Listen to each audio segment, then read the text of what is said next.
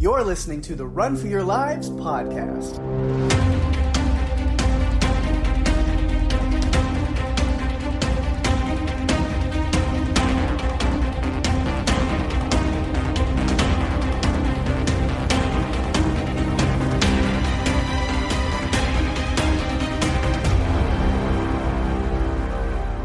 Hey everyone, welcome to the show. I'm Daphne. And I'm Pake. And this is the Run for Your Lives podcast. This episode, we're talking about the supernatural horror film The Black Phone, written, directed, and produced by Scott Derrickson and released June 24th, 2022. It's a new one, and I love doing new movies. Yes. So much fun. We just did Jurassic World Dominion a couple weeks ago. I know we're going to do Nope very soon. Mm-hmm. So I'm very excited to get to talk about this one because it's based on that short story by Joe Hill, who happens to be the son of Stephen King. Yes, and the writer behind one of my favorite comic book series of absolute all time, that I'm covering the TV adaptation on my other podcast, Lock and Key. So, yeah. He also was behind Nosferatu, which is another series that I really liked. Yeah, he's pretty talented.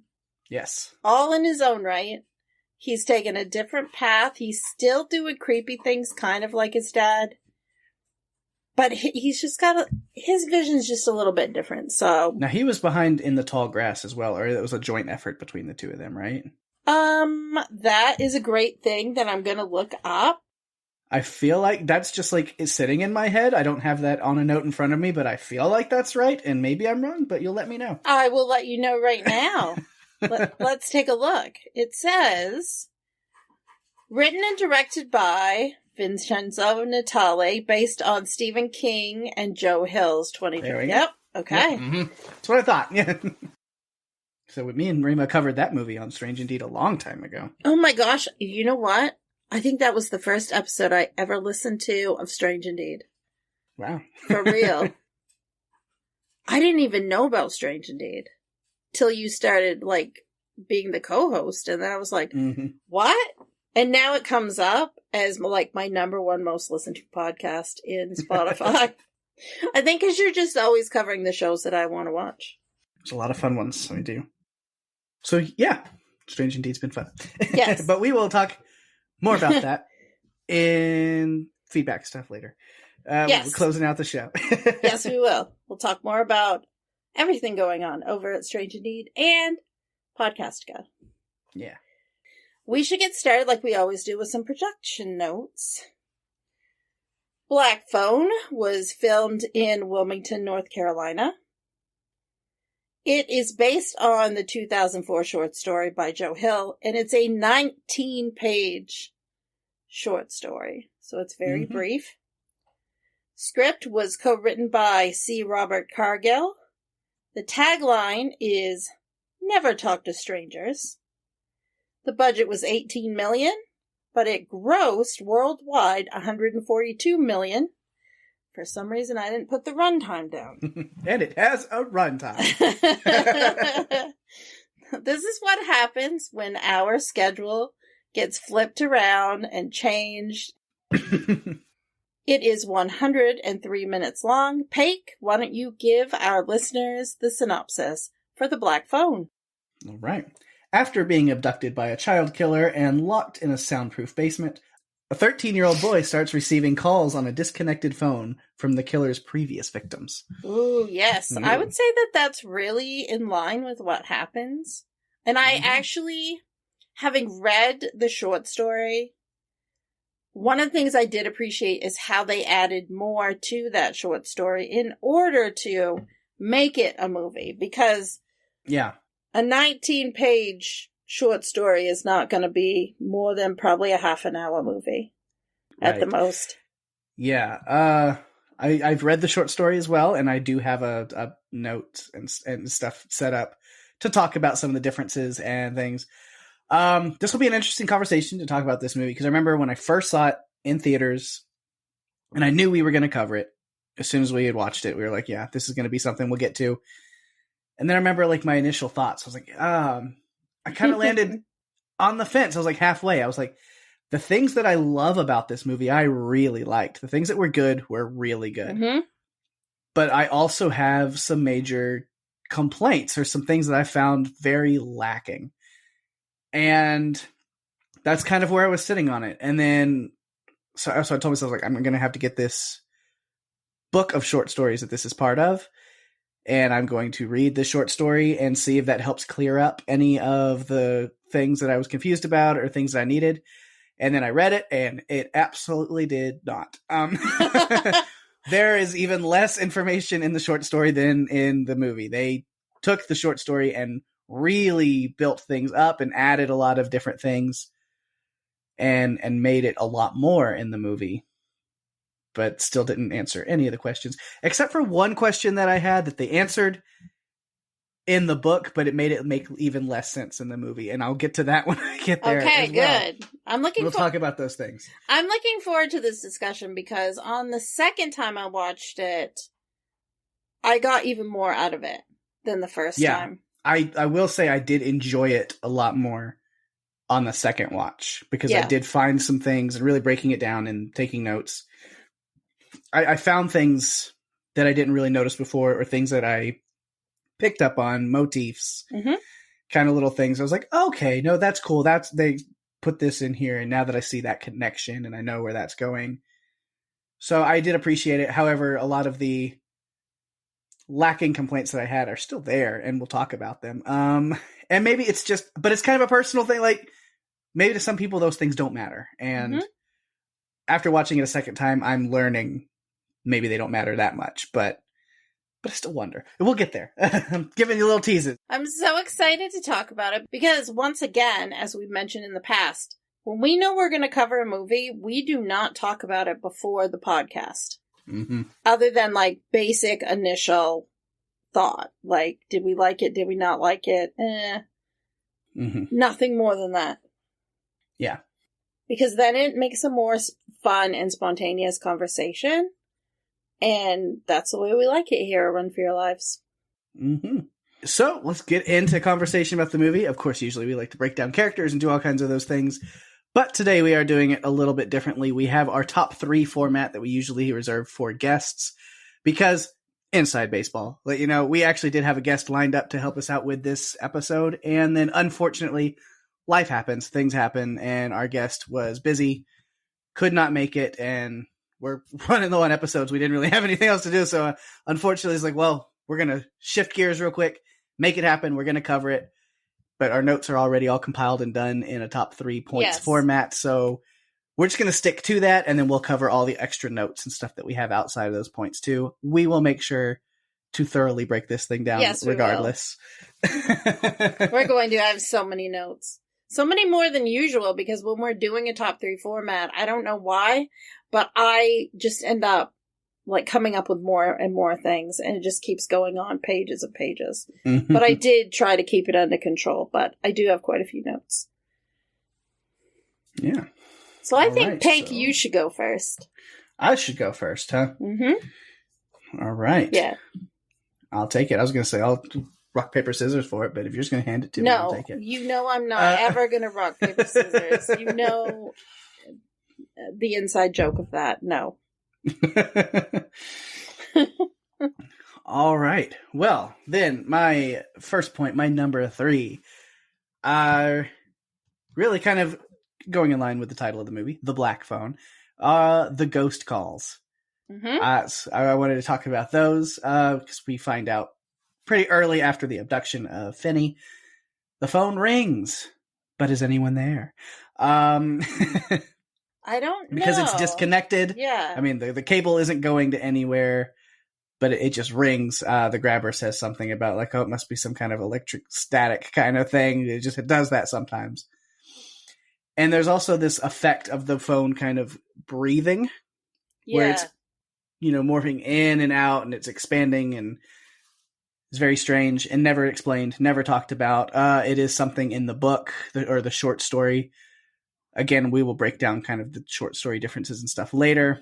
But even in that, it's kind of like, and it looked like that to him because he was all out of his mind because he just got drugged and abducted. But then it kind of stays that way when it there's something, it's to point out that obviously there's something strange and supernatural about this phone. So then the second time that it is ringing, he does pick it up and a voice whispers, "Fanny," on the other end, which, yeah, I'm sure his pants were in mortal danger after that. I don't blame him. Scary. Oh my gosh. Because he does. I mean, he just like hangs it up and like books it to the other side of the room. He's terrified. But when it does start ringing again, and immediately after that, he does answer it, where he meets the first ghost on the phone. Speaks to Bruce Yamada. Knows it's him, of course. "Your arm is mint. You almost had me. And also, I'm glad it's you. It rang, but none of us heard it. Only you." So we get that there's something supernaturally special about these Blake kids, both Finney and Gwen. Yes. Because Finney's the only one who's been able to hear the phone. The other kids apparently did hear it, or it did ring for them, but they didn't hear it. And Finney did, and he's the one to answer. And then, okay, "I'm glad it was you." Because of the arm thing, the arm is meant. I'm glad it was you. It all ties in because that's how it ties into the opening scene. Because you think of like the opening scene with the baseball game. Yeah, we get introduced to Bruce and we get introduced to Finney knowing who Bruce is because of that. But also it plays a big part of, well, that's how we know as a mint pitcher that Finney has that arm strength to clock the shit out of the grabber with a dirt-filled receiver, Yes, absolutely. Absolutely. Yeah, so it sets up little things and connections there, and then Bruce is also able to tell him about this loose tile spot with dirt underneath, which is where he gets the dirt to do that, and also digs his pit. So there's a lot of these like little things that keep happening as he talks to these other kids, these other victims. They're giving him little pieces to the puzzle that help him escape at the end, which is really cool. Yeah, I liked this piece of it so much. I like that in the original story, as we'll talk about later, was really just one ghost. But in this instance, we're getting 5 ghosts. And I like how they connected it all together. That was one of the things I really enjoyed the most about it. And the ghosts they weren't my number 3, but they were one of my numbers. The one thing that made me so sad is the little montage of little Bruce learning to play baseball and with his family. That just made me so sad. They wove things like that in there, and it was like it was shot with, an old video camera because it was shaking and it was just like footage that a parent had shot. Yeah. So we get to the second ghost. Finney gets another call from beyond the grave, this time Billy the Paperboy, who tells him going up the stairs when the grabber left the door open was a trap. So that's good. He kind of doesn't follow through with playing the game, so to speak, because Billy is there to warn him. And there's a great quick little jump scare of Finney turning, and then you have the dead Billy being right there talking to him. Finney doesn't see him, but it is a great effect for us, the viewers, to kind of be like, "Oh man, there he is. That's so cool." Yeah. I like how they interwove that in the others too. We didn't see Bruce, but with some of the others we did, and I liked that a lot. Yeah, and the way that, we see Billy standing there right next to him talking. Of course, like I said, Finney doesn't see him. We see him, but then the voice still, you're seeing this kid standing there talking, but you're hearing his voice all crackly, like through this old receiver, which is really cool. Again, I love, like I love the things I loved. I really loved. Yeah. Me too. And then Billy does call back after the stairway when he kind of starts climbing up the stairs and then comes back. Billy calls again and gives him the next piece to the puzzle, so to speak, about the cable that he pulled from the wall and then hid. And then even as far as we can see, these ghosts can interact a little bit further than just the phone, as the glass bottle is used to point out the window, saying use the cable to escape there. And then the third ghost is Griffin, which there is no ringing of the phone with him. That's a little different. The phone does not ring with Griffin. So creepy. But instead, we get a terrifying, levitating, dead body, dripping blood, pointing at the phone to tell Finney to pick it up. Which, man, again, what I loved, because the horror aspects of like these scenes were top notch. I think they were so well done. Yeah, I agree. So Griffin tells him that the grabber is asleep upstairs because he's been, the grabber has been worried that Max is going to catch him. So he's not sleeping, which means that while he's sitting up there waiting on Finney, he passes out in the chair. The grabber used Griffin's bike padlock on the door, which then the dead Griffin does not remember the combination, but did carve it into a wall. So Finney's able to find it, and then that still leaves it down to a few different combinations that it could have been. But at least he learned that from him. And as far as what he does with that, we can talk about that a little more. Right now, focused on the calls as a point. Yes. Ghost 4, Pinball Vance Hopper. The bully. Yeah. Which, during his call with Finney saying things like, right here, this is it. Today's the day, motherfucker. And it doubles as him talking to Finney on the phone, but it is also him in Gwen's dream, where she is being directed to the house that she's been seeing in her dreams where Finney is, or where she thinks Finney is, and is getting the address to that. So I thought that was really cool how they finally melded, because we get a lot of Finney talking on the phone, and then we get Gwen's dream. Yeah.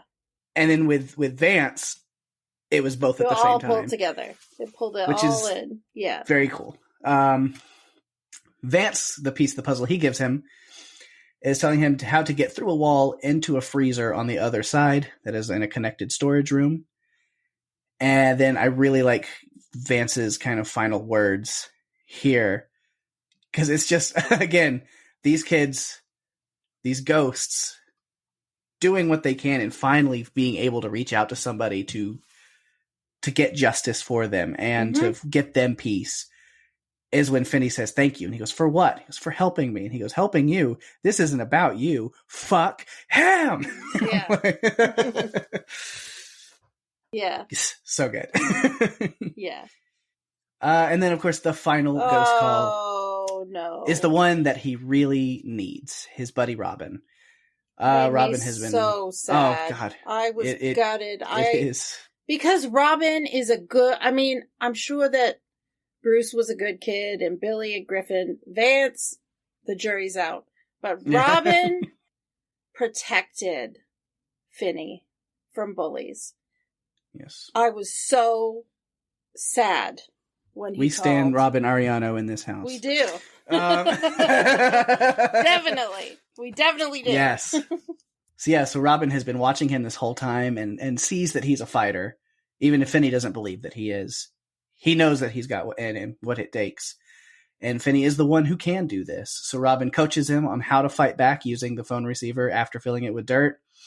And that scene of him going through the motions with him on the attack. Oh my gosh, I loved back, it. Step forward, step back, swing. I got emotional watching it. Good. It just, it hits you right in the feels where as you're seeing them connect in this moment, knowing that Robin's dead. That's the end of him, and he's giving him this last bit of touching friendship and really pushing him. I know you can do this. Here's how you're going to do it. I'm showing you how. He didn't want to die for nothing. He wanted to die for a friend. Mm-hmm. Yeah. And you see that their friendship was very special and something that was real. Mm-hmm. And it makes you just that much more sad that Robin is gone. And especially that final goodbye just killed me, where he's just like, this is the last call. And man. It killed me too. Throughout the other calls, I just kept thinking, oh, maybe Robin's alive in another house. I don't know, but I hope he is. Because of what we see in the beginning of the movie. Mm-hmm. That connection. Robin might not have been the tallest kid in school, but he was definitely the toughest. Yeah. But yeah, that is my number 3, is just breaking down the ghost calls and conversations that get Finney through his journey here. Yeah. I have those on my list, so I feel like I should continue and add some of the notes that I have. Bruce, so sad. Because his was the first abduction that we kind of get to see. he's riding his bike down the street. The girls are there. Hi, Bruce. And he just smiles and keeps going and looks back at them and they giggle about it. And then you slowly see this fade to black of him coming up to the black van. Mm-hmm. We didn't see the abductions of the other kids other than Robin, which was, from what we learned, totally different than the others. They were all doing something different than Robin was just walking at the school. The others were on their way somewhere. And he was just, they had said that it was different. One thing that I did notice too is the opening montage with the music, which I thought the music was very creepy. But there were different things. We see visions of Band-Aids. You see Bruce's bicycle. Mm-hmm. You see a Lost Child poster, black balloons. You see Robin's bandana with blood on it. It was just so creepy to see that. And when you watch it the first time, you don't realize what it is. But if you rewatch it, that's when you start to see things. And it was just incredibly sad. But some of the other notes that I had, I think you covered everything but Bruce's. Billy, what I thought was really cool is he stops talking by hanging up the phone. That I thought was super neat. And like you said, he gave him the best advice, don't go upstairs. He's up there. He's waiting to catch you. It's a trap. And the sad thing was Billy also did not want to be called Billy. He just wanted to be called Paperboy. Mm-hmm. Because he's not Billy. And so he learned a little bit each way. Griffin is the one who says don't play the naughty boy, which is the game that the grabber likes to play. And if he can't beat you, he can't move on to the next part, his favorite part, which I assume is the killing. Mm-hmm. And then Finn, of course, does try to escape, but is recaptured. Vance was quite a character.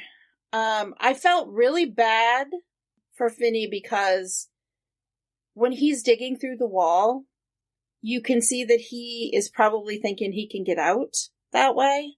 Mm-hmm. The purpose was to get him to the meat to give the dog. I mean, at least that's what I took it as. And after that, Finn is completely, broken down and defeated. And that's when he gets the one call that he needed the most. Mm-hmm. And that was from Robin, telling him that he's always believed in him. And that he's a fighter. So, you could see, too, the different ways that they died. Griffin's was just horrible. When you get that vision of him, it reminded me of watching The Sixth Sense. Because you would get weird visions of ghosts in it, and it, almost jump scares of things. Yeah. And I feel like in this movie it was similar, because the Griffin thing was totally... Yeah. It was really creepy to me. And they all, like you said, they all gave those little pieces of information that was needed in order for him to be able to get out. Mm-hmm. So those were the things that I had. All right. Well, then going into number 2, I just call Finney versus the Grabber. Not necessarily just the ending, but really just kind of all of their interactions with each other in that basement. Of course, starting with the fact that Finney is abducted. He's helping this clumsy magician with his groceries, right? Ethan Hawke is just perfectly terrifying. And then I did notice... Ethan Hawke's had a really good year. Yes, because he was fantastic in Moon Knight. He just killed it. Mm-hmm. And he's killing it in this movie as well. Yeah. Oh, I mean, and what was cool about reading the short story and then going back and watching it a second time after that is having a lot of that fresh in my head, where when Finney is in the basement in that first conversation they have, when Finney's sitting on the mattress down there, I mean, it is word for word. Again, we'll get to those comparisons more in depth later. The grabber even word for word calling him Johnny, which until reading the story was very confusing and is now, because I read the story, also very confusing, but with an answer that's a non-answer. Again, we'll get there. I can't wait till we do. Yeah. And then there's just more direct dialogue. Again, the whole, is someone upstairs? Well, they hear me scream. Well, he won't hear you. Having this, if you try to touch me, I'll scratch your face. And then whoever's up there will ask you how it happened. And then what's different with the movie, of course, is the grabber points out his mask is going to make that quite difficult to accomplish. Yeah, that mask. I've got some information on that mask. I would like to hear that. Definitely. I'm looking forward to that later. And then just, again, Ethan Hawke. Creep factor over 9,000.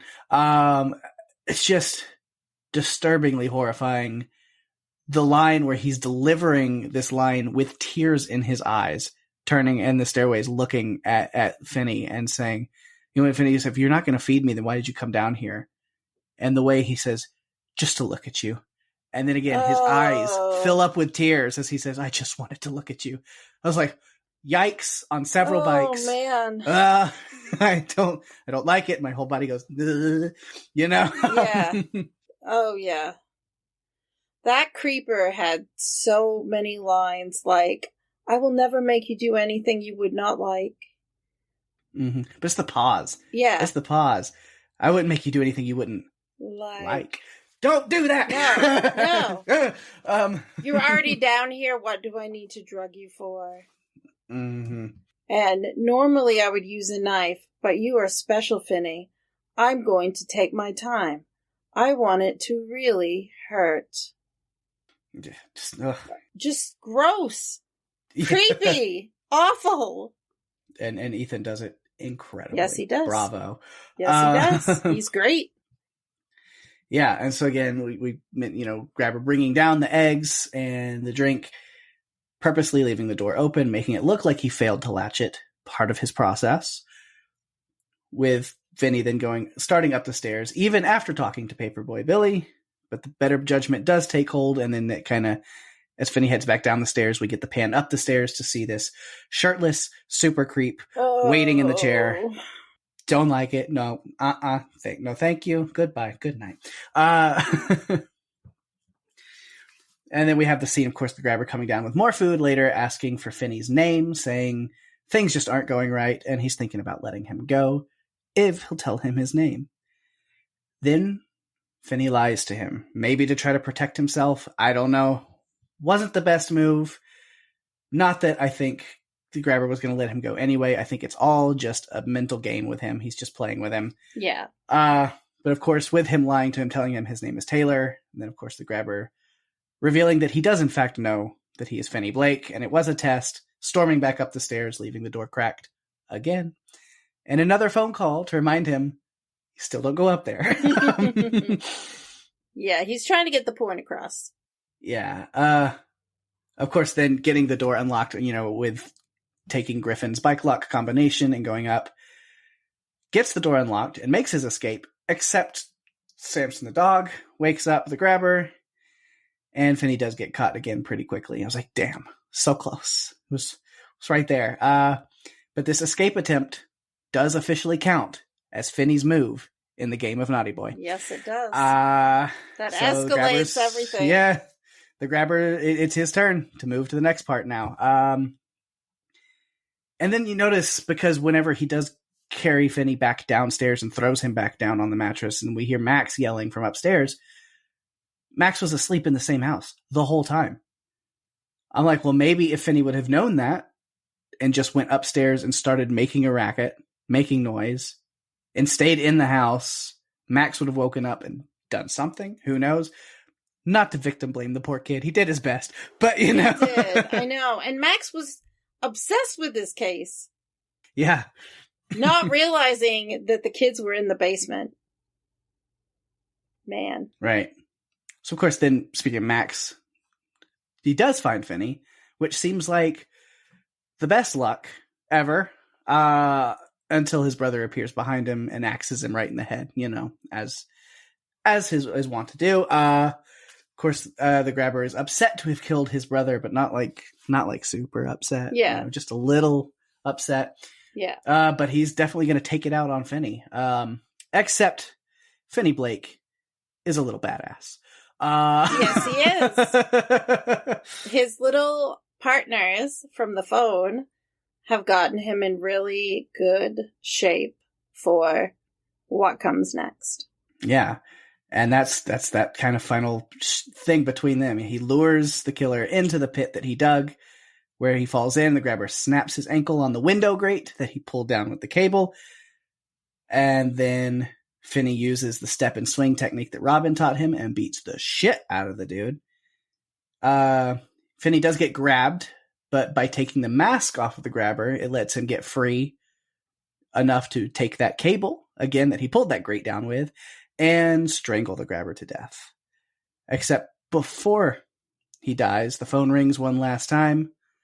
It's for you. Bravo. Beautiful. Loved Bravo, it. Finney. 5 stars. Loved it. Loved it. Yeah. Was so glad. Couldn't have happened to a nicer person. Right. And then Finn returns to school as quite the hero. He's the boy who killed the grabber. He's talk of the town, and everyone is intrigued. Yes. And I thought he'd be taller. It killed me. I'm like, you go to school with this kid, of course you know how tall he is. Right, but that's the thing. I mean, he was just kind of that nobody kid that was just under the radar, and the only people that paid any attention to him were his sister, the bullies, and the girl that he liked was giving him some attention. She's a sweetheart. Yeah. That's great. But he's literally, it makes me think of Griffin, the kid Griffin that he speaks to on the phone with the other victims, where he's like, oh, I heard about you when the grabber took you. Basically, he's like, but I don't think I ever knew you. And he goes, that's okay. Nobody ever did. He's like, is it, the kid that nobody knew is now the whole state's talking about him. It's really sad, but kind of Finney was in a similar situation. He's kind of this nobody kid who just nobody really pays any attention to, but they do now. Yeah. He's a star. And now he's, as you said, Finn. Mm-hmm. As I make air quotes. Call me Finn. Call me Finn. That is a great number 2. It is. My number 2, I want to talk a little bit about Gwen and the home life that she and Finn have. Mm-hmm. Because it's not a pleasant situation. Right. Their mother has committed suicide, so they live with their father, who is not a nice man, who drinks a lot, does not like morning noise. I mean, even the opening of a bread box pisses him off if it's too loud. The slurping of cereal, things like that really piss him off. But I also want to talk about Gwen's love for her brother. Because the two of them together, I mean, they were pretty awesome. She and he, I think, also have this gift of knowing things or being more sensitive to spirits. And their father does not want to ever hear of it. Because their mother also heard voices. Mm-hmm. And she ended up, taking her own life. Which is curious. Again, so I know it's like, we'll talk about book stuff. But it is important because the short story doesn't mention any of this. All of this, Gwen seeing these visions that become reality. And I mean, Gwen isn't even in the book, really. We get Susanna. Yeah, we get like a one off of an older sister named Susanna or whatever, and that's it. And so... Yeah. This was all very new. And with the dreams, there are things that are actually happening. I personally would say it's like The Shining. It's a Shining. Yeah. Being a big fan of that part, that realm, that universe of Stephen King. Of course, this isn't the Stephen King universe. Yeah. But it is Joe Hill, his son, maybe. I don't know. Maybe there's a connection. So it makes me think like, I mean, if anybody can get away with using The Shining in their universe and their story that's not Stephen King, it's going to be Joe Hill. Yeah. Right. Because that's what it makes me think of fully, is that it would be some form of Shining that she has. Oh, yeah. She starts having these dreams. I mean, you get to see a little bit into her and Finn's relationship when she even comes to his aid. After Robin disappears, the bullies are back on Finn again. Mm-hmm. And Gwen actually grabs the rock and hits one bully in the head, and I knew you must have loved that blood spurting down out of his head. But she comes to his aid and fights. I mean, this girl had sass coming out of her in droves. Like, she was not afraid. She swore. I think almost all the swearing in this entire movie came out of her mouth. She was just tough. And it was devastating for her to find out when Robin was taken. And then when Finney was taken, it was just, over the top. But the police actually start to come and talk to her because she knew about the black balloons, which is why I question, and this is a very brief tangent, why Finn would look in the back of the van, see the black balloons, and point them out. You knew the one that was abducting them had black balloons. So why would you do that? Right. So you go, are those black balloons? Instead, you go, gotta go by and run. Yes, as fast as you can. But in addition to Gwen having dreams about her brother, she also has dreams about some of the other victims, including Billy delivering his papers. And then she has that strange experience with Vance, like being in the back seat of the police car and just seeing all of these things. And she even has a conversation with her father that said, you don't want me to talk about my dreams. And I know Mom, saw things. And he says to her, well, your mom was special. She was smart, but she was touched and she heard things. And I love that Gwen said back to him, but what if it could help Finn? What if my dreams can help him? And that's when her dad takes her out driving. Yeah.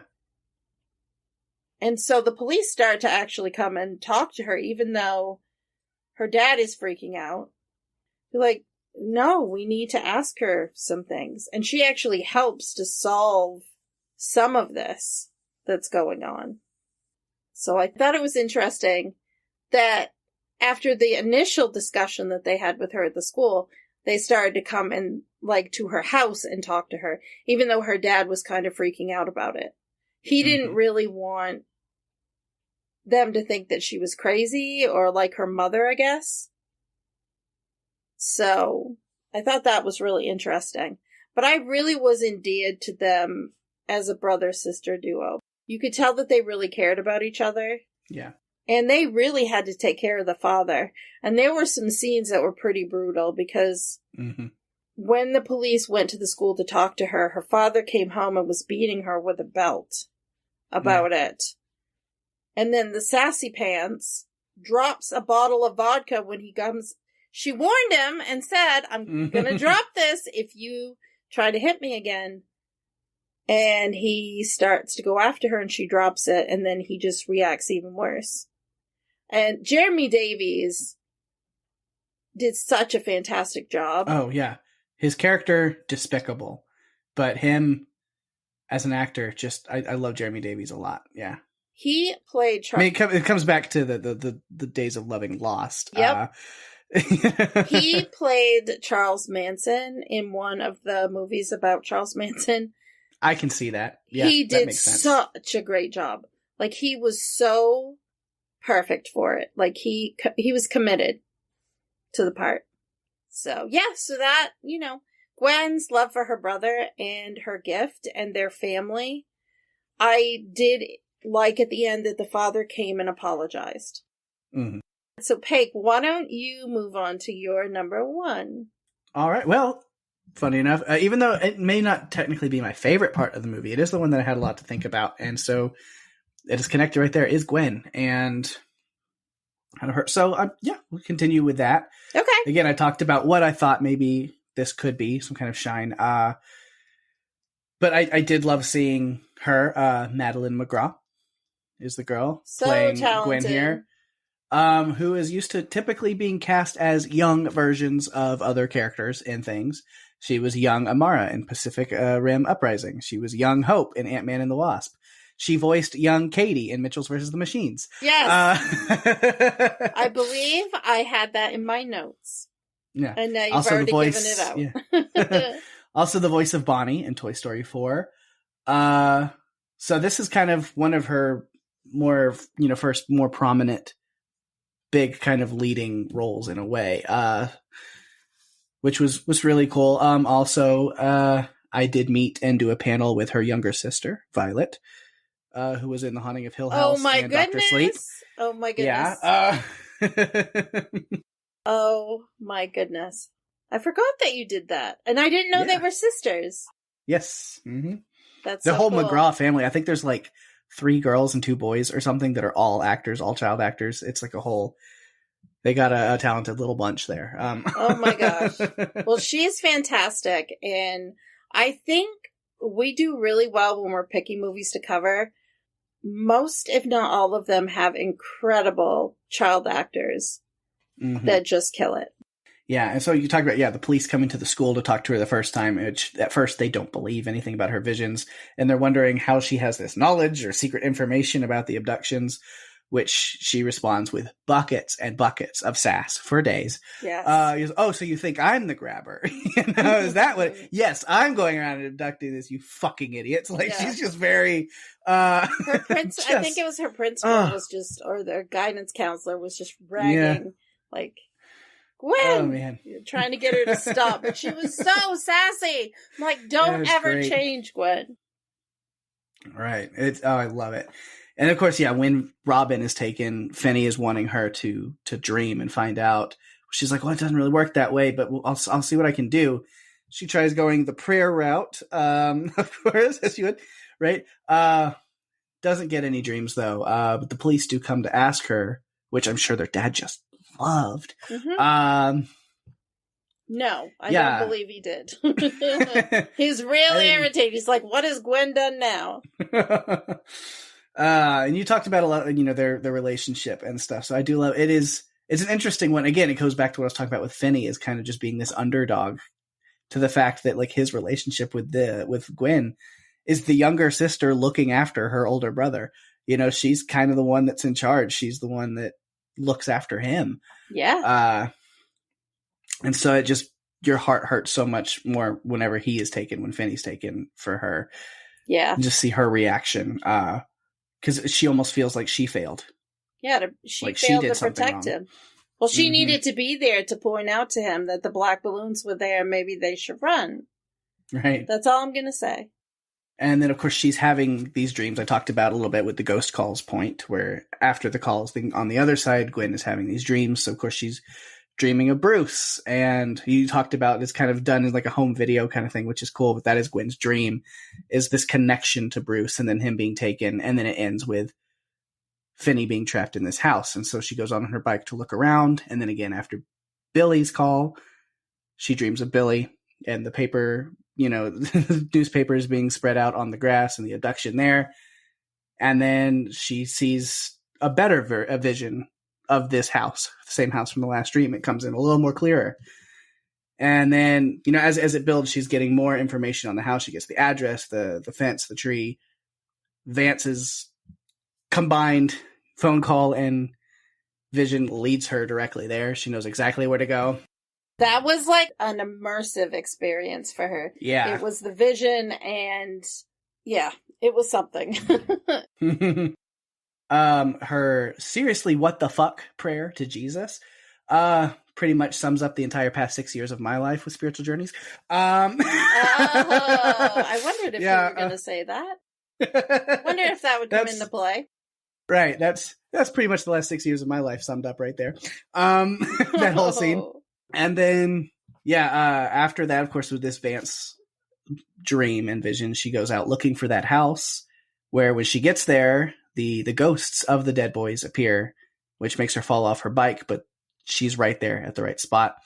And I think it is interesting that they focus so much on her abilities and her wanting to use this to save Finney, but really her abilities have absolutely nothing at all to do with saving Finney. Nope, they don't. It is completely unconnected. What her role ended up being, because Finney had to do this himself. This was his journey. Mm-hmm.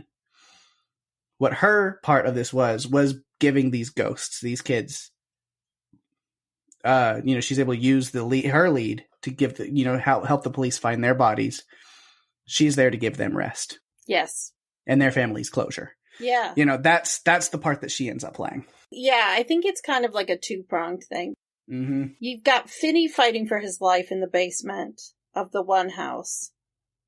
And you have Gwen having these visions of her brother, but also of the other kids. And I think you're right. The point was to get her to the other house where the bodies were buried. Mm-hmm. Yeah, they can rely on Finn to handle the grabber and himself, if that's how it's going to go. But with somebody with this kind of dreaming and vision ability, they need her to help with the other side of it. Yeah, agreed. Because if they would have just found Finn, who knows if they ever still would have been able to find the bodies and put those kids. And they needed to find the bodies. They really did. They needed to give them peace. Yeah, I agree. And yeah, so that's my last main point there is Gwen. She's great. She was, right? Mm-hmm. So good. Okay, so my number one is something I think you can participate in because it's actually the differences between the book or the short story and the film. Because I have a feeling between the two of us, we're going to be able to, come up with all of them or most of them. All right. So here's some of the things that I figured out. The mother was still alive in the short story. Mm-hmm. Susanna was his older sister by 3 years, not younger. She was still perceptive, but she was much more like an occult or tarot card reading instead of like praying to God. There was no Robin, and Robin was one of my favorite characters in the movie, so I'm glad that he is part of this. The grabber was actually a very large man, not a skinny magician. It was not, it didn't take place in two separate houses. And they just added a lot to it to make it feature length. Because Bruce was the only one that he talked to in the book. Yeah.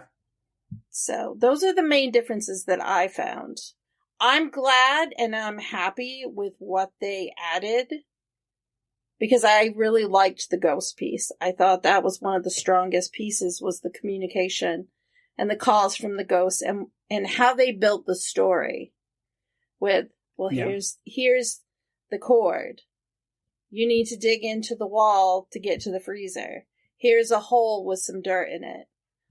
I liked those pieces. I thought that they were strong additions to build this into a feature movie story.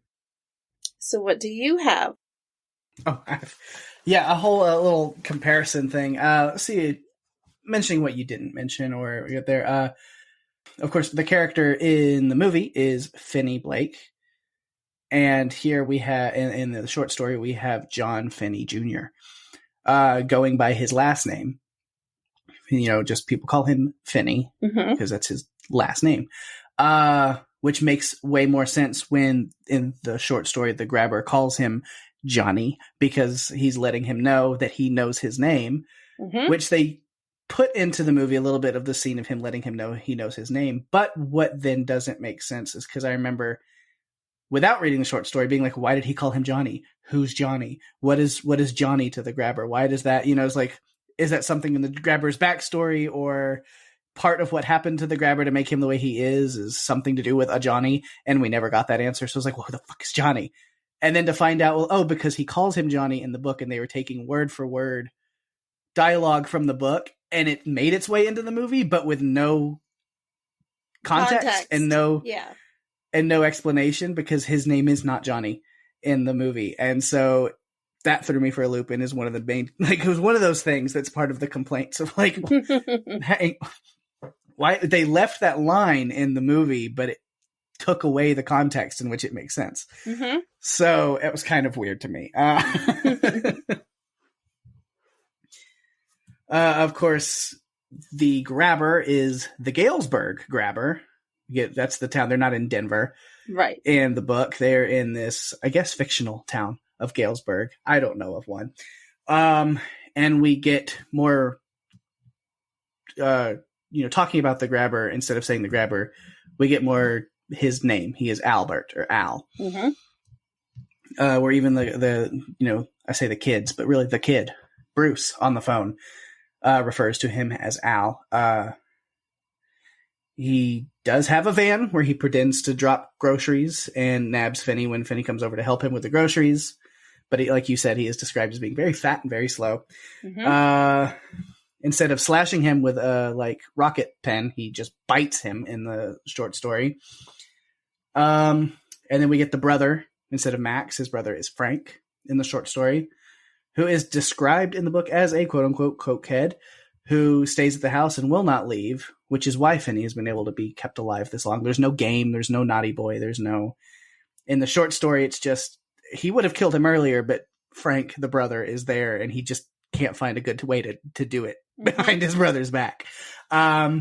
Which gives Finney the, time to make, there's not all the different escape attempts like in the movie. Right. He really just kind of goes straight into the phone conversation with Bruce, but it gives him that time to get the phone conversation and plan.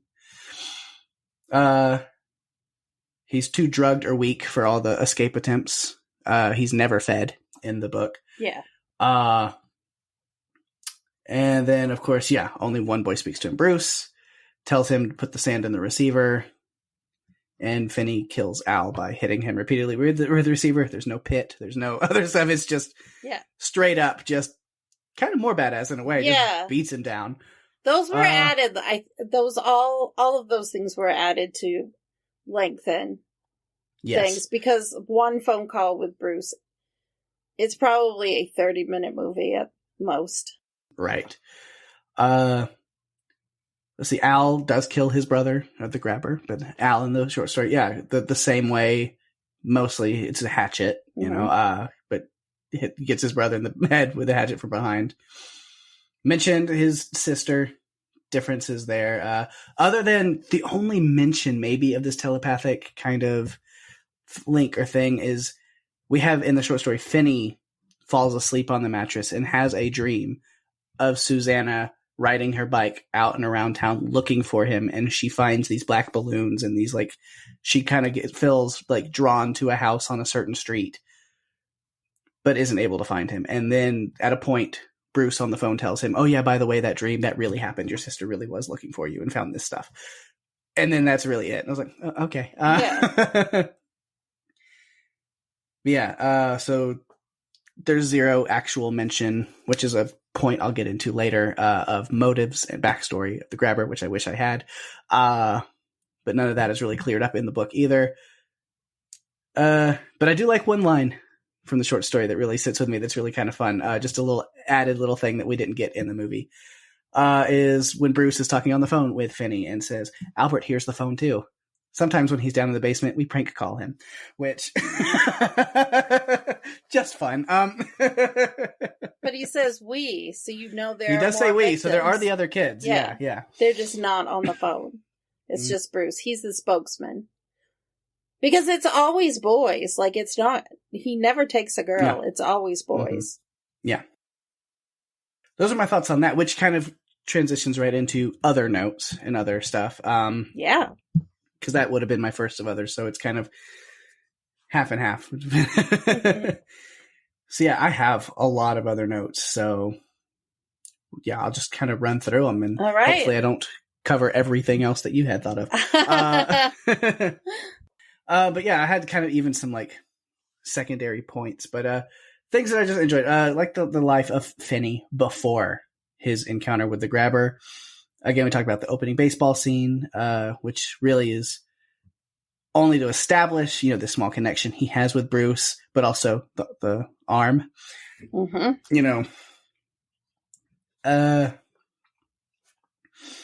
Finney and Gwen seeing Robin in the fight with Moose, the bully. Oh, I loved that scene because Robin is not as big as Moose, but he is beating the crap out of that kid. Yeah. Because he's a bully. And so Robin was great. I mean, yeah, because Robin, he's a tough kid who can defend himself and others pretty easily. Finney's put off by Robin's violence a little bit. Gwen is a big fan, though.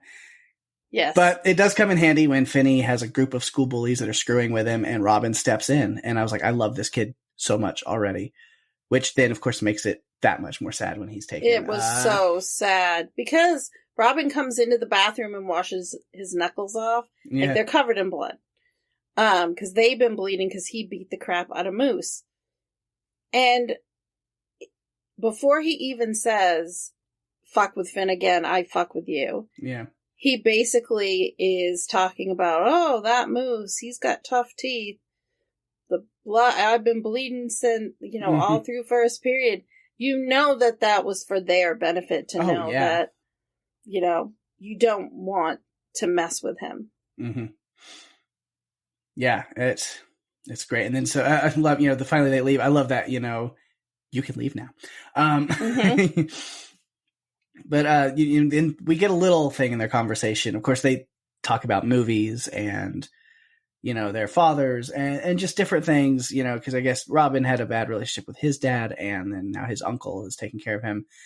Or at least his dad had passed or something. There was something I'd have to go back and connect, but he's he's living with his uncle now. And so they kind of can talk about just kind of loss of parents and talking about movies, talking about things that they connect with. But then also I think their friendship really started.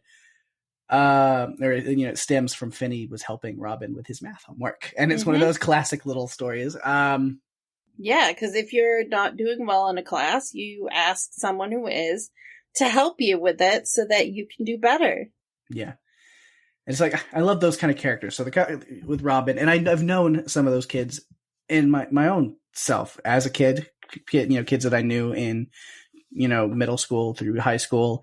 And even now as an adult working with middle school and, elementary kids and seeing some of these kids that are very rough and tough and put on this, not just put on a tough, exterior, but like really don't make them mad. They will fuck somebody up. Like they have this rough exterior, but then when you really get to know them and know their heart, like they are seriously some of the kindest and most caring and deeply empathetic people.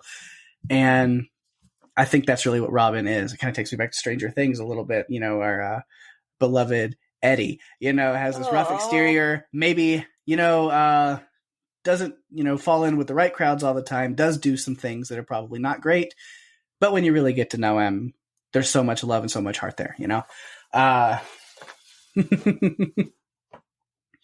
So Robin's just such a great character and love that. And then the clever transition they use, of course, when Robin is taken and he goes into the phone call being made into, after he's taken, and then the emergency, thing showing up on the TV show that Finn is watching is all just there's a lot of really clever transitions between scenes in some of the early parts of this movie. Yeah, I like that. I think there were nuances throughout the whole movie.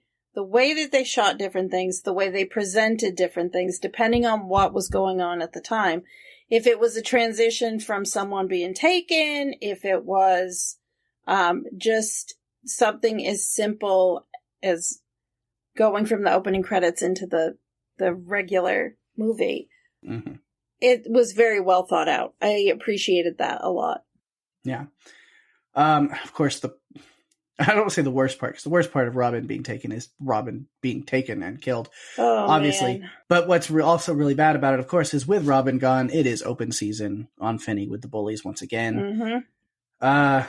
But Gwen's a fucking badass who's going to step in, at least for a little bit. You talked about that a little bit. And even like the whole school knows that Gwen is freaking awesome. Yeah. Even Donna, Finney's crush, who joins him as his lab partner, which Gwen is definitely going to tease him about. Yes. But yeah, other things, talking about just his escape plans as he goes through there, those little pieces of the puzzle mean, because Finney is smart. We see him, other than being a baseball player, we see him, he's got this, this high interest in NASA and space technology and science. And yes, because he's launching that rocket right from the beginning that Bruce sees. It's part of this opening, montage, not montage, but it's part of the opening after the baseball game. We get to see that because Bruce is riding his bike. Then we see Finney launching the rocket. It's like, this is a childhood in the 80s. This is how it is. So we know that Finney is a smart kid. And so, of course, with these things that he's learning, so he's digging the hole, but knowing he's flushing the dirt down the toilet and covering it with a rug to kind of hide anything, progress he's making. Just a lot of ingenuity. Like not being able to get the cord up to the window. So what does he do? He takes that rolled up rug and feeds the cord through the rug to tie it to the grate. Doesn't quite work out, but he's trying these things. Like when he gets through the wall and into the freezer. Of course, that's the extent of it, is he can't get the freezer door open from the inside, which finally, for the first time in this entire endeavor, he breaks down and just cries. And it is heart shattering just to see him, because it almost feels like he's giving up. Yeah, he's giving in to the despair. And that's when he got the call from Robin when he needed it the most. Mm-hmm. That's when he needed the call. He needed to talk to Robin. As depressing as it was. And with every call he got, I just kept thinking, oh no, it's going to be Robin. And I'm so sad. Mm-hmm. Yeah, so it is nice though when everything started falling together. At the same time, you have the grabber preparing for the final part of his game. Max is realizing that the only house that fits is the one that he is currently in, and goes downstairs to find Finney, and then the police are on their way to the house across the street. But, it's okay, because it's close enough, right? It's close enough. And it opens it up for Gwen to be sitting on the sidewalk facing the house that Finney walks out of. Yeah. Yeah, that's great. Yeah, because the police do go to the other house off of Gwen's tip. And, that grabber owned both houses, where he kept the kids in one place, and then after they were killed, moved them to the other. Finney uses the steak from the freezer to distract the dog, to head upstairs, upstairs, and then outside, reuniting with his sister. Eventually, his father, still feel a little fuzzy about some of that. I'll get to it. Yeah. What should I say? I'll get to it, I guess, right now, because I'm just going through notes. Yes, just let it out, I have a lot, so jump in whenever you want. Because there's a lot of these details in this movie that seem like they should add up to something more, but sometimes don't. I don't know. We get with their father. I mean, he's clearly surface level. We get, just an abusive, alcoholic asshole. He does seem really happy and sweet when reuniting with his son at the end, but there's not a lot of an arc or redemption for him through the movie. It's just who he is, to where you wonder, is he just going to remain that way after the movie's over? After, I hope. He said he was sorry to them, but the look that they gave each other after leads me to believe that maybe he's said this before, and this is just another empty promise. Yeah, like you're like, hopefully, facing the very real possibility of the death of his son, maybe he's able to change through this ordeal. Who knows? But yeah, doesn't seem like he's gonna. If he's somebody who's going to change, it's not going to be quickly.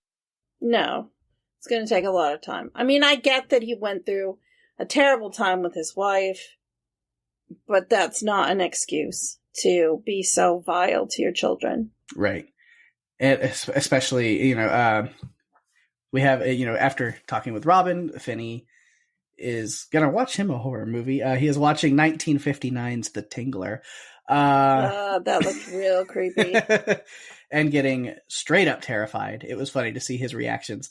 And then somehow still manages to fall asleep right there on the living room floor after. I don't know how. And then wakes up the next morning to his dad being a piece of shit. Just like we talked about that. He's beating Gwen because the police came to his work and, saying that her mom thought she could hear and see things too, and that her dreams aren't real, and you better say that too. And yeah, just, oh. Now, my main complaint, here's the things that I didn't like that were lacking. I have been waiting for this since you told me. Yes. Yeah, I've been waiting, so I'm all ears. What do you have to share? The grabber. The grabber. What are his motives? What is the method to the madness? It makes me question a lot of things. It really just makes me say, why? And that's what I walked away from a lot of this movie with. Is, why? It's the biggest complaint. The acting is superb, tension and the horror gripping, but why? Why does the grabber choose his victims? Why only boys of a certain age? It doesn't seem, that way in nature, if you know what I'm talking about. Maybe a tiny little bit, but it's not really clear at all. I don't know. It just seems like there should be something that happened to Ethan Hawke's character to create this, because he's clearly working under a ritual of some kind. A certain age has to be a boy. They have to disobey in certain ways, or you can't move on to the next step in the process of the game. Why is there a process? What is it with him that things have to be done in a very specific way? In the context of the movie I mentioned, why is he calling Vinny Johnny? Who's Johnny? Was there a Johnny that this ritual is based on? Because in the movie context, Johnny makes no sense. Again, there's nobody named Johnny here. So there's a lot of questions that I just really wish could have been answered for depth to the character, other than he's a bad man that kidnaps and kills little boys. All right. Mm-hmm. Okay. Is it crucial to the story? No. Would it have made the movie way better to understand some of that? I think so. I don't want to end up sympathizing with the character. That's not what I'm looking for. But I'd like to understand some method to the madness, You want a killer backstory. Yeah. You want a little bit. Just a little reason. And it's, I guess, surface level, okay, he abducts kids, tortures them, kills them. It's just a serial killer thing. You don't need to understand the evil.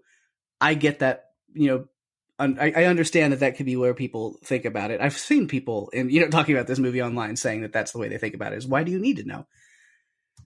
But it's because they leave so many little things that you want more information on. Like I said, like the process, the ritual. Well, why? Like, it would be nice to know, like, there's a reason behind the choices he's making. But also, the Johnny thing was definitely a big thing. But I can move on from that. It was weird. The mask and the masks and the things like that. If it's just to hide his identity, cool. But then why, when Finney rips the mask off of his face at the end in their final struggle there, and he recoils and freaks out like, oh my God, the world can't see me. I'm a monster. It's like he's melting. It's like, oh no, I can't actually be my real face, because then I have to face that it's me doing these actions and not some other entity. That's what but let us see that in that character, Okay. Those are all valid things. Yeah. Because, that's how, if you just read into it from a storytelling perspective of somebody who kind of enjoys things like this, that's what I see with the mask. He's bothered and appalled when it's removed. Like showing his face is the worst possible thing, breaking the illusion between man and monster. Mm-hmm. But, it just comes out of nowhere. Like, it's so very, like, left field. So I talked about a lot of the things that I deeply love about this movie, but when it comes to the grabber himself, Ethan Hawke was incredible. Acting was incredible. Delivery was incredible. But, like, why this character lacks a lot. I think we're so used to knowing. Like, we normally will get that information in a movie, at least have an understanding as to why. At least get an understanding as to why. Like with Jason from Friday the 13th, we learn it has to do with he saw his mom get decapitated. Right. And that's why he does it. But in some cases, I guess we never know. And so it wasn't something that Joe Hill was concerned about. So he didn't include it. And I get that. And so that, that people are like, it's just evil and evil for evil's sake. And evil is evil. And you don't have to understand it. Just, this is a story about Finney and the journey and the trials that he goes through. And I can appreciate that. But there's also the part of me that's like, but damn it, why? I want an answer. But I want to know more. Because if you're going to create something, a world here that impacts me and affects me and really, not just entertains me, but makes me think and really, emotionally and intellectually impacts me the way it does, then I'm going to want to be invested in more. I'm going to want more. That's just how I am. That's how I take things in. So that's how you are anyway. You do always like details and information. Yeah. Yeah. So then it feels like it's lacking because I'm like, there's so many little seeds that you gave me, but they're not planted in anything. And so nothing's going to grow. And now it just drives me crazy, Well, for me, the whole thing with the van, I mean, I'm a child of the 80s. I grew up in a small town. The number of times that we were told that there was a van taking children that it basically scared the crap out of all of us kids. Mm-hmm. Every time a white van came around, we were terrified. And for Chris, my fiance, it was a blue van. Like, I think the story just had different colors of vans in different towns. It's kind of crazy, but that's how it was. And that was a big deal at that time. Mm-hmm. Like, abductions. We never had that happen, but it was a story that was always going around. Oh, did you know about the white van? And so every time you saw a white van, you ran in the other direction. It was crazy, but that's what it was like in the 80s. Mm-hmm. So I can kind of, not relate, but kind of see some of the connection. For me, I agree with you. I kind of would like to know why he was doing the things he was doing, like why this ritual. How long had he been perfecting it? Like even a quick little, this was 1975 and the start of where he came from would have been cool. But I have to respect that Joe Hill knew what he was doing and this is what he wanted with his vision. Mm-hmm. So I'm accepting it and just letting it go. And that's how I'm just going to have to be able to do that myself. It's not fun, right? It's not fun. I don't like it because I'm like, but I want to know. Just let me know. Who knows? Maybe someday I'll get a chance to meet and speak with Mr. Joe Hill. I would love that. Oh, that would be fantastic. And so Joe Hill, if you're listening, me and you need to have a conversation. And if you have any details, it doesn't have to go public. Just let me know. Just tell me. Just give it to me and I'll be happy. But no, it's just something I'll have to move on from. But again, I enjoyed the movie even more on my second watch. I think the more that I focus on the things that I really liked and the story of Finney and really everything that he goes through and how everything ties together and the themes and motifs there, I think I like it more and more. Like even after talking about it and discussing it here, I'm more in love with this movie after this conversation. Good. Do those things still bother me? Yes, and they always will. I can't do anything about it. But I think the more that I sit and let this movie simmer, I really do like it. Yeah. It's definitely got some really wonderful points. I think the strongest for me is the ghost, the phone, the connection between Gwen and Finney, and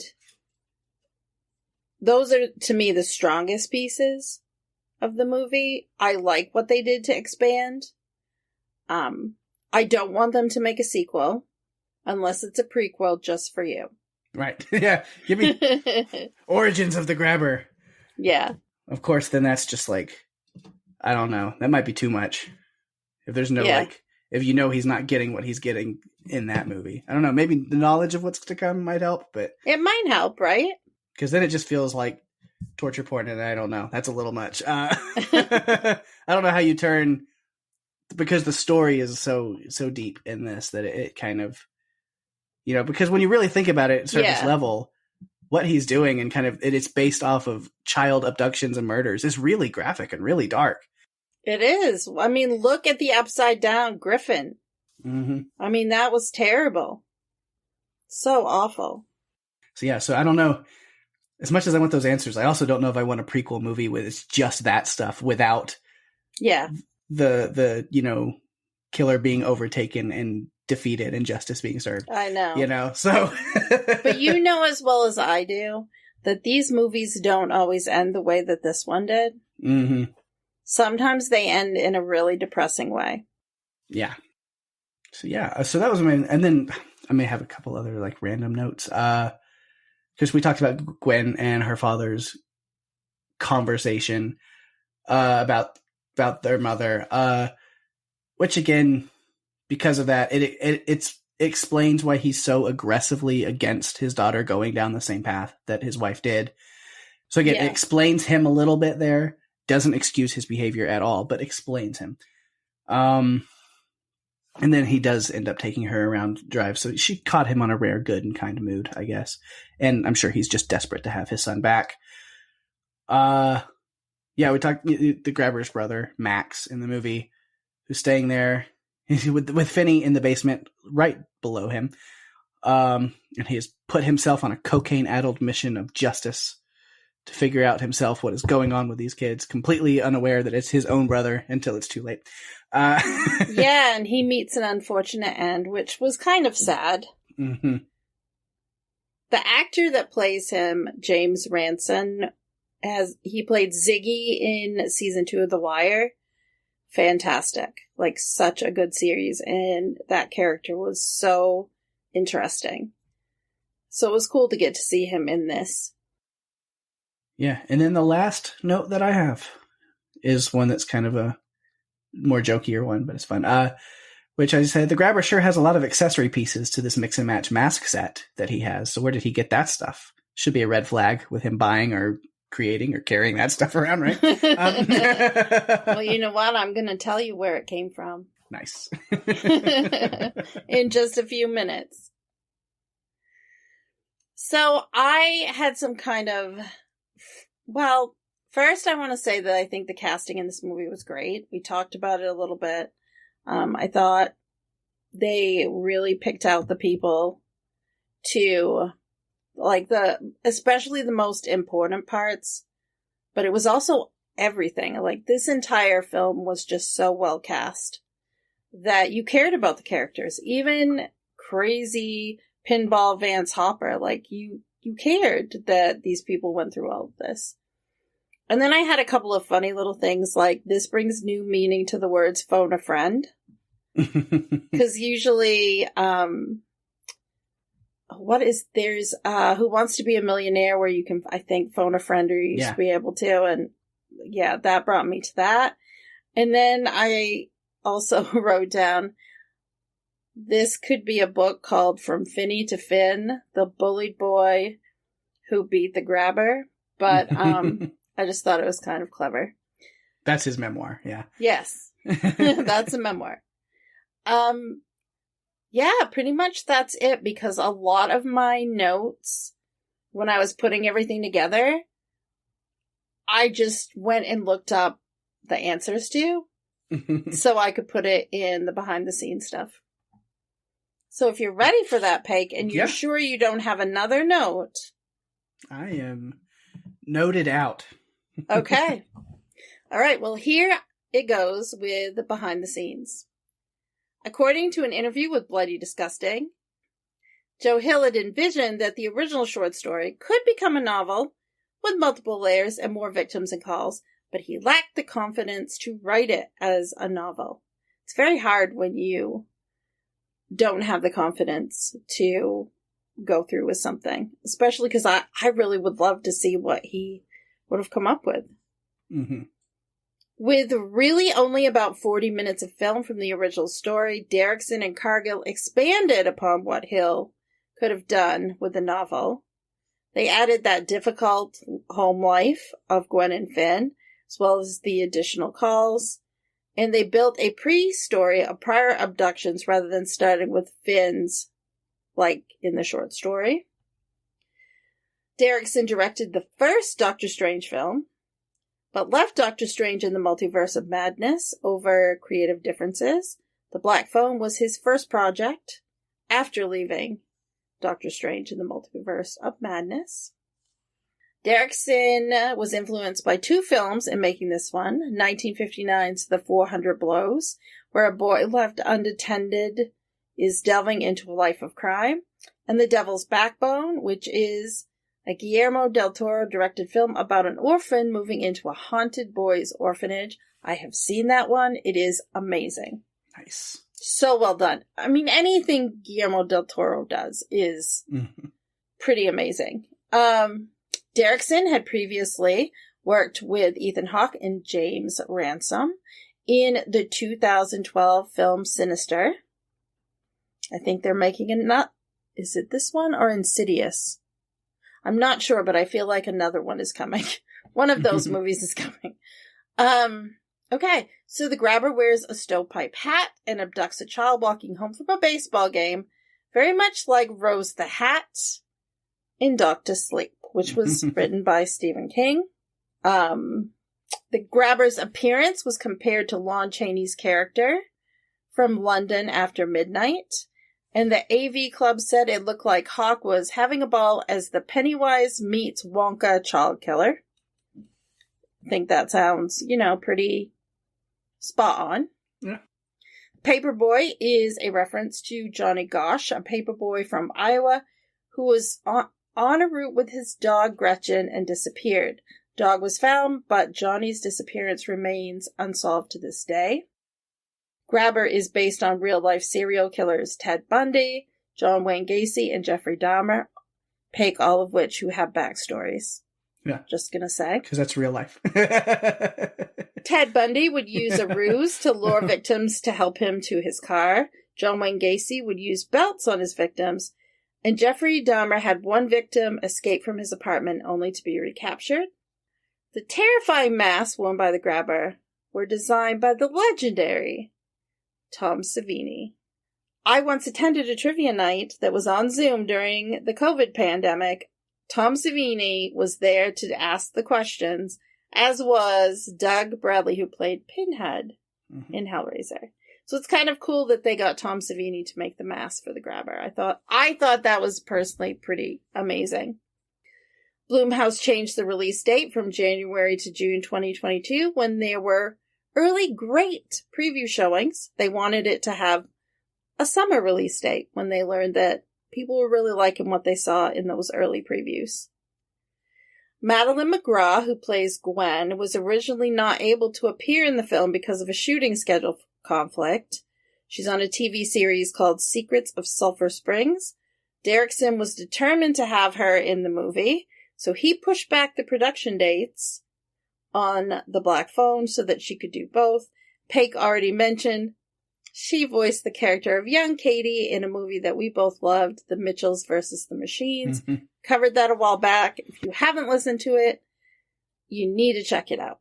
Yes. This was the film debut for Miguel Cazares Mora, who plays Robin.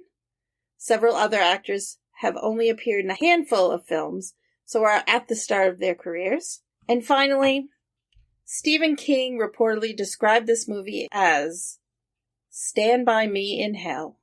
I like that. Yeah. So I think that's it. I think we've done it all. We've done the entire thing. I don't think there's anything else for us to cover. We covered it? We've covered it.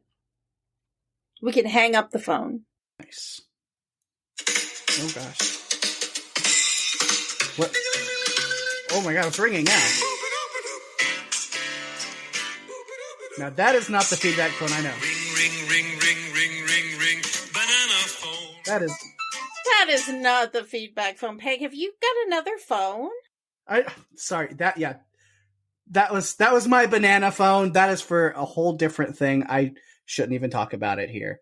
I'm sorry. I can't believe that went off. The pager. There's the feedback phone. Okay. Whew, there we go. I was wondering. All right, let me get that then. All right, we do have a little bit of feedback this week. One message from the wonderful Twitter queen, Tony. About this one right here, Black Phone, where she says, I wanted to love this, but unfortunately, I think it fell flat. But I'll talk about what I liked first, and the set design and costuming was perfect. Ethan Hawke looked menacing in his masks. Now the bad, it just wasn't scary. There were 2 jump scares, and that's pretty much it. Ethan Hawke looks scary, but other than the actual kidnapping, what else does he do? He gets his ass kicked at the end. Like I said, I heard great things. I personally think it fell way short. I recommend Sinister. Similar look and same shortfalls, but done better. Okay. I wonder, have you seen Sinister? I haven't. I know it's also the same director and stuff, right? Yes. So, because there were some nods to Sinister that were in this movie I was made aware of. Yeah, I don't know if it fits our theme, but I think you should check it out, and if you think it does, then we can do it. Because it could. Right. I haven't seen it for a long time. Uh-huh. Maybe. And since we're already kind of planning season 5, yes, season 5 of Run for Your Lives. I know. It's crazy. If you'd like to submit feedback, like Tony, you can do so by going to our Facebook page at facebook.com/runforyourlivespodcast. You can email us at runforyourlivespodcast@gmail.com. Tweet at us at RFYLpodcast. DM us on Instagram at runforyourlivespodcast. If you are enjoying the show, please tell your friends. We are available on Spotify, Apple Podcasts, Stitcher, pretty much all the other podcast players, including YouTube. Go to runforyourlivespodcast.com for all the links that you're ever going to need. And give us a review on Apple Podcasts, as that's the best way to share the love and get us out there even more. We really appreciate it. Absolutely, we do appreciate it. And speaking of sharing the love, I'll go ahead and give a couple of shout outs to things going on in the podcast universe around us. My other podcast, Strange Indeed, we are barreling through the final season of Lock and Key. We recorded episode 3. Actually, right before I recorded this. Daphne, I did double duty today recording. So that should be out pretty soon. So definitely keep an eye out on that for that one. It's been a lot of fun. I'm sad to see it ending, but I really hope they stick the landing. And I think, especially, again, no spoilers, but especially what they did in this episode 3 we just covered. Holy dang, there's some fun stuff coming, I think. So Now, there's only 8 episodes, correct? I believe so, yeah. I think just 8. So yeah, it's going to be over before I'm even ready for it, but it is what it is. That happens sometimes, unfortunately. There are a few Netflix series that ended a little too early. Right. I will forever be mad about some of them. Yes, you will. 2 in particular I could think of. Yep. One, the star of, is still pissed about, and it's been years. That's I'll go ahead and talk, because Glow, I was very mad about, and I just watched Alison Brie's new movie, and then there was an interview or something with her, and she even was saying she's still angry about how they ended Glow without any closure or on a cliffhanger and not telling anybody, because she was like, that was the role of a lifetime, and then they just took it from me. She's not happy. Oh, she sounds bitter. Yeah, and the other one is Santa Clarita Diet, isn't it? Yep. Yeah, sore spot. You've mentioned it a few times. Yeah, it's really hard with TV. I also think Drew Barrymore has been pretty vocal about being upset about how that one was treated as well. So, yeah. Yeah, I think we talked about before, it's hard to get multiple seasons. It's hard to get a second season, and it's even harder to get a 4th season of something. Mm-hmm. Usually Netflix kills it at the first season. They'll do it and then cancel it, or they'll end it with 3 seasons, and shows don't always get a proper ending. Yeah. Oh. Anyway, tangent. But what we did, Lock and Key. Hope it goes well, but we're covering it, enjoying it so far. But yeah, lots of Podcastica goodness. House Podcastica's got a lot of good stuff going on. Mark and Jamie covering the Sandman on the Sandman cast. And then Penny and Greg covering She-Hulk over there on House Podcastica as well. And then the first episode is up. Kristen is back in Podcastica. Kristen and Rima are together covering House of the Dragon on the Dragon cast. Oh, man. I loved that season or that series premiere. I was like, me too. I know Game of Thrones burned a lot of people, me included. And it was one of those like, I'm a little wary when to go back in on this one, but no, watching that first episode, I was like, this show has no right to be this good. I am down for anything Targaryen, and when I learned this spinoff was actually going to happen, I was super excited, and it didn't disappoint. The only thing that kind of bugged me was a little bit of the CGI. Mm-hmm. But it's all Targaryen all the time, and I love it. Yeah, and based off of the trailers, I was like, I just don't see Matt Smith in this world. He doesn't belong. Like, it's weird seeing him with a big blonde wig. I was like, this is it's all wrong. But then watching the episode, Daemon Targaryen might be my favorite right now to watch. I think Matt Smith nailed it. So that was really cool. He did so great. That was awesome. And I love Paddy Considine, and he, of course, is playing King Viserys. Mm-hmm. So, yeah, I'm totally down. Yeah. Anyway, real attention on that. So Dragon Cast is covering that. Check that out for sure. Rima and Kristen are like the biggest Westeros nerds that I know. And they do it a lot of justice covering that show. So check that out. Well, I heard a rumor too that Archmaester Rennie is back. Yeah, she's got her own like book segment. It's lots of good stuff. Fantastic. And then of course, Yellow Jackets, WTF podcast is back with a new episode. There's been a lot of casting news and things coming out about season 2 of Yellow Jackets. So of course, Wendy, Jason, and Daphne right here, y'all had to get together and just like nerd out about that stuff. We did. We're all three very excited. We're not sure yet when the new season's going to premiere. I mean, we had to come out with an episode because of the amount of news, especially casting updates and other tidbits that had come out. And yeah, so we got together and recorded an episode. It was a lot of fun to kind of get back with Wendy and Jason. Penny was unfortunately not able to make it. But I'll be getting together with Wendy and Jason again very soon because we're going to be doing Handmaid's Tale. Yeah, Podcastica is about to get crazy busy. Like, we plugged the stuff that's out now, but like...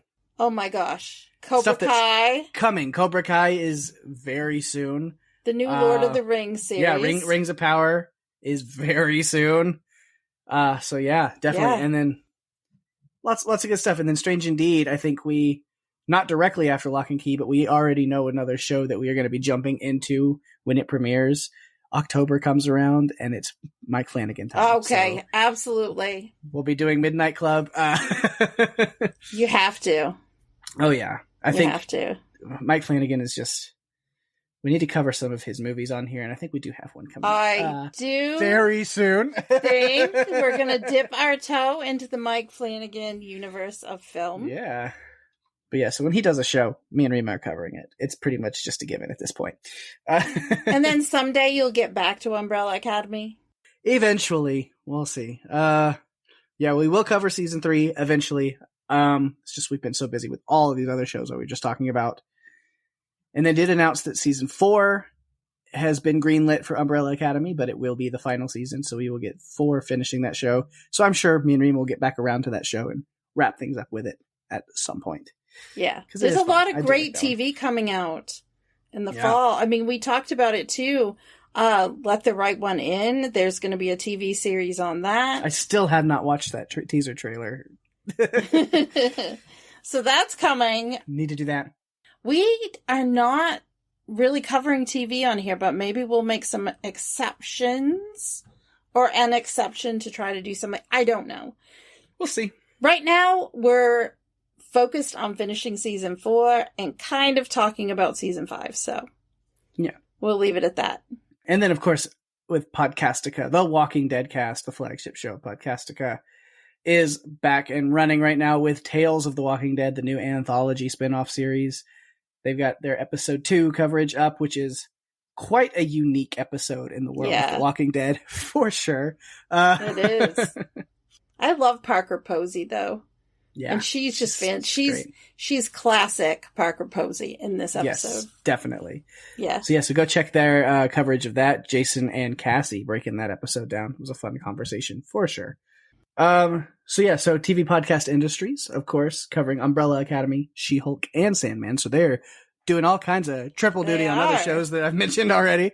And then lastly, of course, Wilhelm, our good friend Ben over there, is doing his spotlight interview with executive producer, writer, director over on the Orville, Brandon Braga. So I know he's a huge Orville fan, so this was a big get for him, and I'm very happy for him on that one. So go check out that interview for sure. I've got to check it out. I think based on what Ben said, he's going to come back on because they had such a great time recording. Awesome. So Pake, talking about The Walking Dead, I think we've mentioned that we're going to be in San Francisco in a couple of months. We haven't really talked about why we're going to be in San Francisco. So maybe we should let our listeners know what's going on. For sure. If you're a listener of the Walking Dead cast, you're a fan of that, then you've probably heard Jason talk about that. But for those who aren't listening to those podcasts, how dare you? No, I'm kidding. That's fine. But if you are a fan of the Walking Dead and you're listening here, then yes, me and Daphne podcast together because we met together through Podcastica and the Podcast Network. Because Jason and Karen started the Walking Dead cast 12 years ago almost. And so that's a big deal. And so, of course, with The Walking Dead being the show that started all of our podcast love and careers, if you want to call them that. Of course, if you're a Walking Dead fan, then you know the show is ending this year. We have 8 episodes left. The final part of the final season starts back up in October, which means that the finale will be landing on airing November 20th. Yes. And so we've been talking about it for a little while, and we decided all of us Podcastica nerds, podcast hosts, fans, listeners, friends are all getting together over in the Bay Area. Going to spend a weekend in San Francisco. We've got a theater rented out in Oakland across the Bay. And we're going to do just a big get-together screening watch party of the Walking Dead series finale together. We're going to be doing a live podcast afterwards, hanging out, a lot of Podcastica hosts, me and Rima and Daphne and Jason and Lucy and Karen and Wendy. All the voices that you're used to hearing on all of these podcasts will be there, at least most of them. So if you're a fan of The Walking Dead, you're a fan of Podcastica, or you're a fan of any of us as podcasters, come check it out. If you want to travel or live near the San Francisco area, come hang out. You can get tickets to come to the screening and come hang out with us, watch the show with us, and then watch the podcasts and stuff after, hang out with everybody. We're going to be doing drinks. We're doing a tour of Alcatraz, all kinds of fun stuff. It's going to be a fun weekend.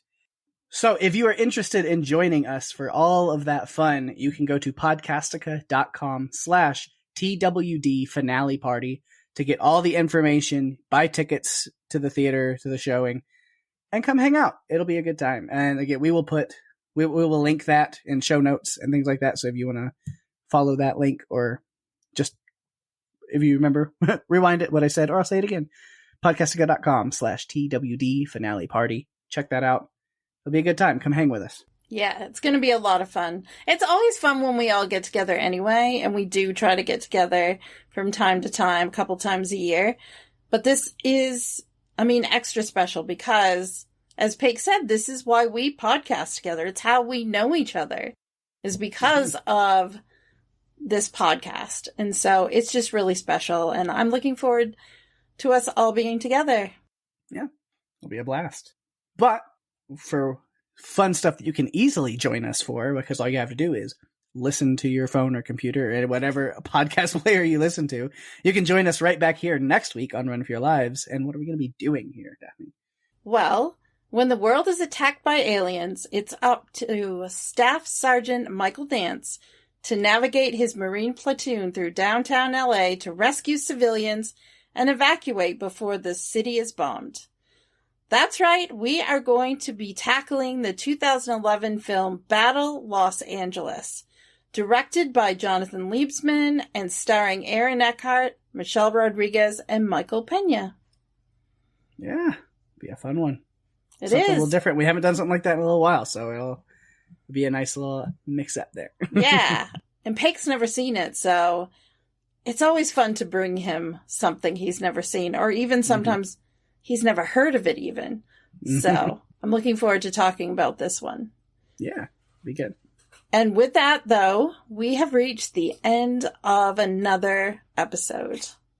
Thanks, everyone, for listening. I'm Daphne. And I'm Pake.